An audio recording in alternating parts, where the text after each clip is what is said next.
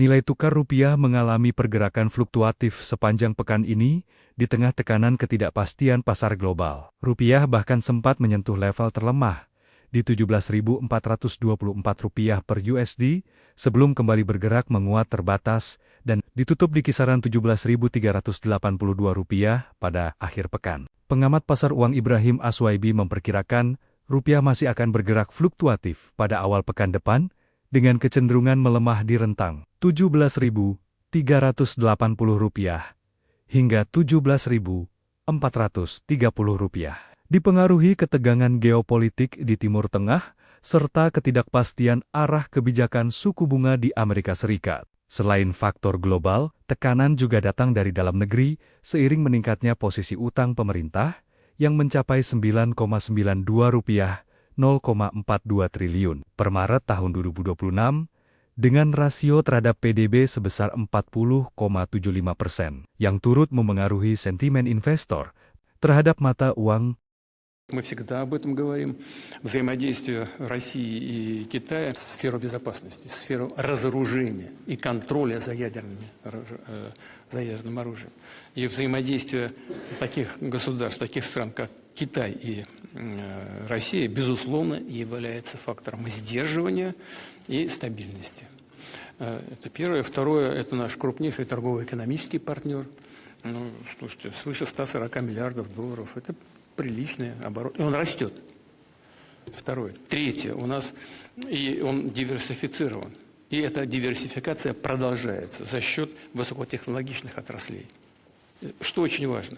И я хочу поблагодарить руководство Китайской Народной Республики за то, что и вот мой друг, как я говорю, говорит с полным основанием, председатель КНР, господин Си Цзиньпинь, он поддерживает лично, я вижу это, чувствую, поддерживает эту диверсификацию в направлении высокотехнологичных отраслей. Но есть еще и вопросы сферы энергетики. Здесь и атомная энергетика. Мы же продолжаем работать с Китаем. Мы же продолжаем строить атомные блоки. Это альтернативные виды энергии. Китай преуспел в этом значительно, но тем не менее есть и возможность посотрудничать. Это космос, это традиционная энергетика, это углеводородная. И нефть, и газ. Вот сейчас не буду тоже пока говорить об этом, но в принципе мы в высокой степени находимся договоренности, потому чтобы сделать серьезный, очень существенный шаг вперед в сотрудничестве в газовой и нефтяной сфере. Серьезный. Ну, просто не буду забегать вперед по этим вопросам. Я так вот вижу, мне докладывали мои коллеги. Практически все основные вопросы согласованы. И если удастся их доработать и поставить точку во время визита, я буду очень рад. Вот. А то, что Соединенные Штаты продолжают контакты с Китаем, ну что, это очень важно.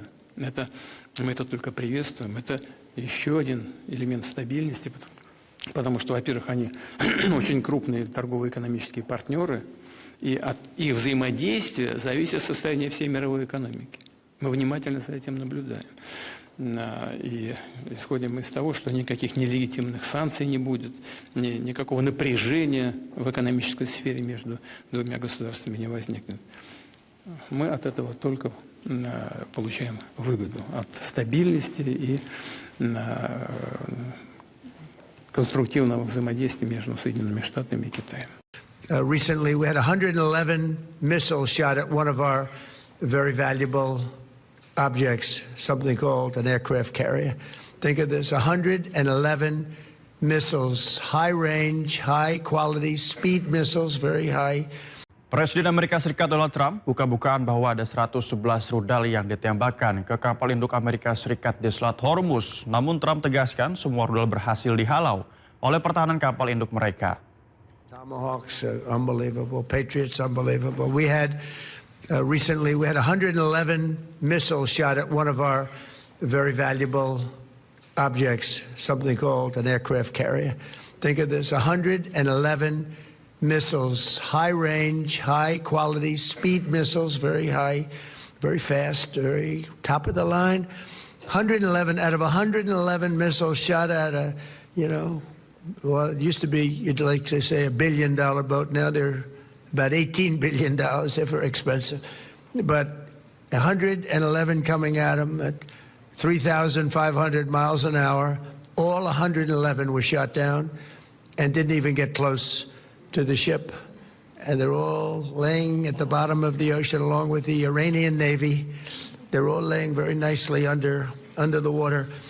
Presiden Iran Masoud Pezeshkian menegaskan pihaknya tidak menginginkan apapun dari Amerika Serikat. Ia juga menekankan rakyat Iran tetap kompak dan bersatu meskipun Amerika berupaya memecah belah bangsanya dengan melanggar hukum internasional.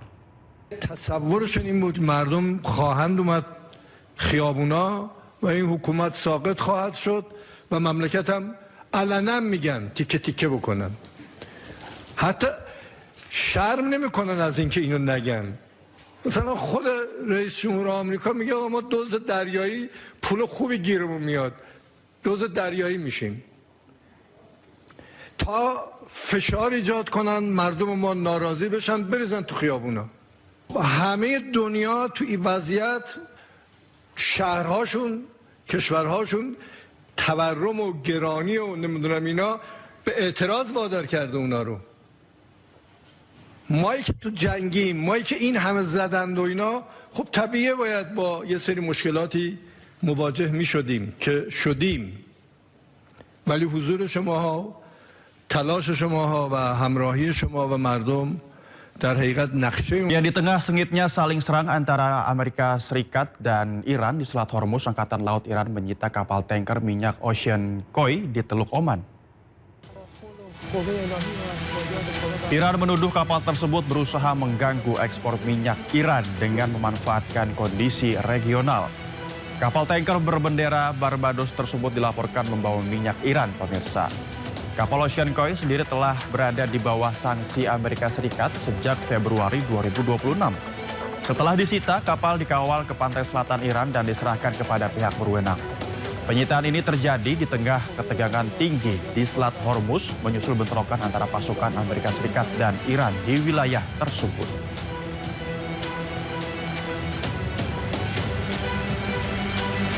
Ya, selanjutnya pemirsa, Bandara Internasional Dubai, Uni Emirat Arab dikabarkan kembali mendapatkan serangan. Ini dia pemirsa, terlihat asap hitam pekat membumbung tinggi di sekitaran Bandara Internasional Dubai, Uni Emirat Arab. Hingga saat ini belum diketahui siapa di balik serangan yang menimbulkan ledakan hingga mengepulkan asap hitam ke angkasa. Sebelumnya Iran diduga melancarkan serangan drone ke tangki bahan bakar di area sekitar bandara dan memicu kebakaran hebat.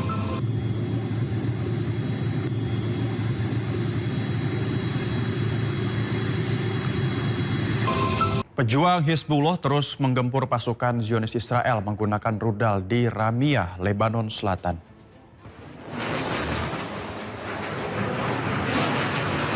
Rudal-rudal Hizbullah terus diluncurkan, pemirsa, untuk menyerang pasukan Zionis Israel. Hizbullah terus melakukan serangan jika pasukan Zionis Israel memaksa masuk ke wilayah Lebanon Selatan. Pejuang Hizbullah dan Zionis Israel terus melakukan serangan meski gencatan senjata masih berlangsung.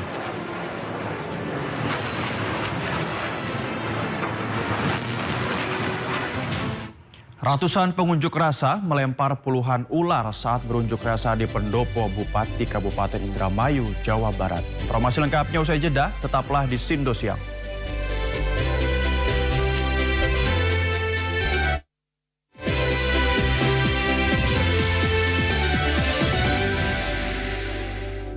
Pemirsa, kita ke informasi pertama. Amerika Serikat kembali menyerang Iran. Kali ini Amerika Serikat menyerang kota-kota pelabuhan Iran dan sistem pertahanan udara milik Iran.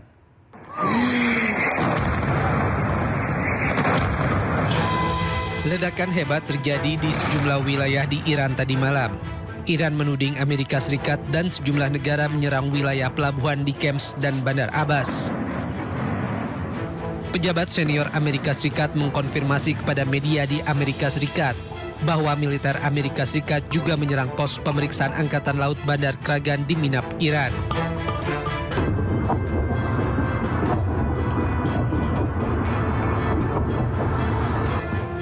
Sementara di tengah gencatan senjata, sejumlah roket menyasar Iran. Langit malam Iran dihujangi serangan dan mengaktifkan sistem pertahanan udara milik Iran. Iran pun berhasil menghalau serangan di Teheran Barat, khususnya area Chitgar. Militer Iran mengkonfirmasi serangan ini. Mereka menyebut sejumlah objek udara yang diduga drone mencoba menembus sistem pertahanan udara Iran. Selain di Chitgar, serangan ini juga menyasar kota Bandar Abbas dan Minab. Namun tidak ada satupun drone dan rudal yang berhasil menembus pertahanan Iran. Warga Iran pun beraktivitas seperti biasa. Sementara Presiden Amerika Serikat Donald Trump menegaskan gencatan senjata dengan Iran tetap berlaku meski terjadi konflik bersenjata pada Kamis hingga Jumat. Donald Trump berupaya mengecilkan insiden saling serang tersebut, seraya menegaskan gencatan senjata yang berlaku tanpa batas waktu tetap berlaku. Namun Trump mengancam Amerika Serikat akan menghancurkan Iran jauh lebih brutal jika Iran tidak segera menandatangani kesepakatan dengan Amerika Serikat. Sebelumnya pada Jumat dini hari, Amerika Serikat membombardir wilayah Qasem dan Bandar Abbas yang diklaim menjadi situs militer milik Iran. They trifled with us today. We blew them away. They trifled. I call that a trifle. I'll let you know when there's no ceasefire. You won't have to know. If there's no ceasefire, you're not going to have to know. You're just going to have to look at one big glow coming out of Iran. And they better sign their agreement fast. The talks are going very well, but they have to understand if it doesn't get signed, they're going to have a lot of pain. They're going to have a lot of pain. They want to sign it, I will tell you. They want to sign it a lot more than I do. I think that's what you want to hear, fellas, right? What you want to hear, a different tone. That's the only thing they understand. They don't understand it. We had 3 world-class destroyers go through the strait today. Any other country, under the circumstances, wouldn't have shot missiles at it and drones at it and these stupid boats that came at it. They got blown away in about 2 minutes. Their tanker got blown. You know what we did with the tanker? We didn't want to create an environment, so we shot out the rudder, and the tanker's going around, spinning around in circles. They should not have done that today. We thought they might. We didn't know, but we were prepared. They shot missiles. Every missile was knocked down. Every drone was knocked down, and the people that shot it are